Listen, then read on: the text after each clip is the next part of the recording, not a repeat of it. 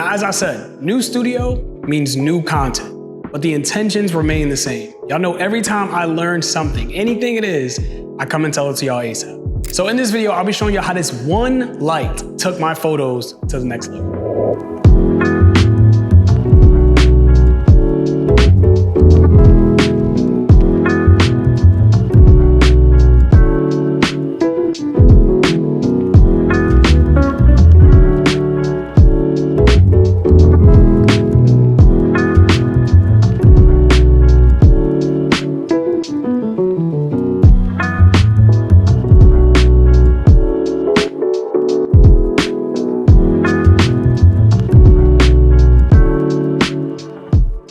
Now, the light in question is the GVM SD500B, right? Now that's a mouthful, but y'all already know on this channel, this is not a tech review channel, okay? We take products, we review them in the real world, that's it.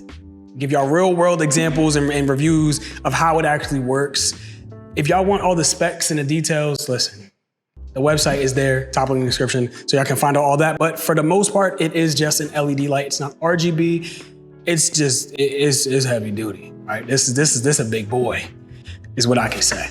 So you get your cool tones all the way to your warm tones. So whatever Kelvin percentage that is, once again, not a tech review channel. However, this has been a tremendous help for a lot of my photo shoots in the space, as well as product reviews. Like, spoiler alert, I'm reviewing another one of their products where I was able to use this light in particular to film me reviewing that product. So I've already had pretty much a light that does what this is doing. Hence, I'm already lit up, right? This one is a lot brighter. With it being a lot brighter, I'm able to use this for studio photo shoots.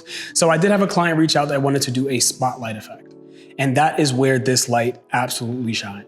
In this space, it's not the darkest, right? Because I still do get a little bit of light that comes through. So it's really hard for me to use lights that are not as strong when using a spotlight effect, especially when using the strobe lights, right? Because we know they have the model light on the strobes. However, it's sometimes really hard to see.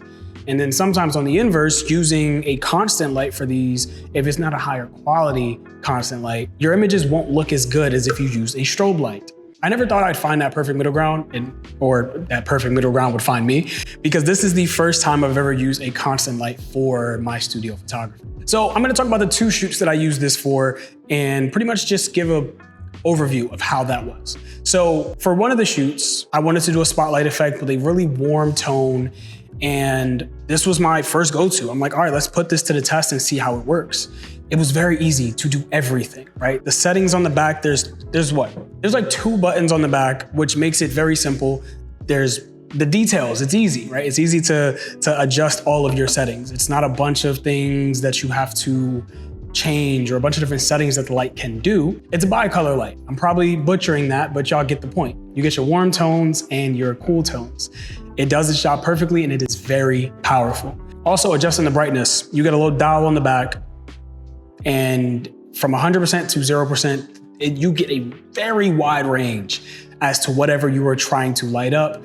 And I find that to be very convenient in a studio space. Another cool way that you can use this light, which is similar to a spotlight, but it's just any constant light can kind of do this, but just having an extra one throughout a shoot is good. It's kind of like a spotlight within a spotlight, right? As I mentioned, I already do have a constant light in the space. So I wanted to try to see if I can get that spotlight and a spotlight effect. And once again, it was just amazing, came in handy. Adjusting the settings properly to match the original spotlight, it was easy. All right, so I wanna give a huge shout out to 𝑠_𝑚𝑽 for that, because this product is great. Now, it's not a con, it's just something to be aware of, because once again, we're talking about real world situations. This thing is heavy. Like, I'm talking, this is probably a cool 15 to 20 pounds. I may be pushing it, might be 10 to 15. This thing is solid though, right? With me saying that, the build quality is very sturdy, right? With me even adjusting this mechanic here, right here on these joints, I guess you could say, it does feel like it has the similar hydraulics to like a office chair, which gives me the confidence that you moving this back and forth over time will not start to, it won't do as things that also go on top of light stands, like let's just say, hold on. Similar to this here, right? It's damn near kind of the same mechanic, it just allows you to tilt your light up and down. But this, over time, you see, I just locked that and it still dropped. So now I have to tighten it even more. This, I do not believe this will do this at all, right? This has a lot more life to it because of the mechanics that are built into it. And it may seem like something small, but when you're working in a studio space and you're making these small adjustments over time or in the moment, stuff like that, like dropping sometimes, can be very annoying. So I will say build quality, it gets a solid 10 out of 10 for me on this, absolutely. I say all that to say, yes, this is a product review. However, it's also just kind of like for anybody that's getting into studio photography, you can use a constant light. Just make sure it's something of high quality like this. And this is only coming in at 300 bucks. It's the same price as a entry-level strobe light, like the 8200, right? It's literally within that same realm price-wise. And the kit also comes with pretty much everything you would need. I would still just recommend getting a softbox.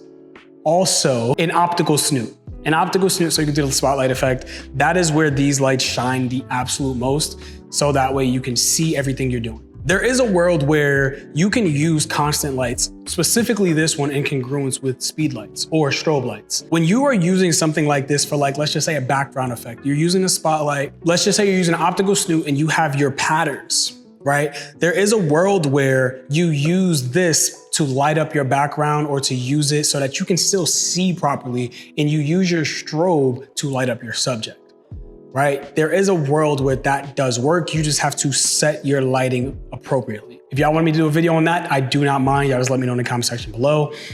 But it is a world where you can do that. And I feel like that's also a really good way that this light does shine. With that being said, that's gonna be all for this video. I wanna give a huge shout out to GVM for even allowing me to review this product, reaching out to me. It has been a pleasure. And I hope we can work together more in the future.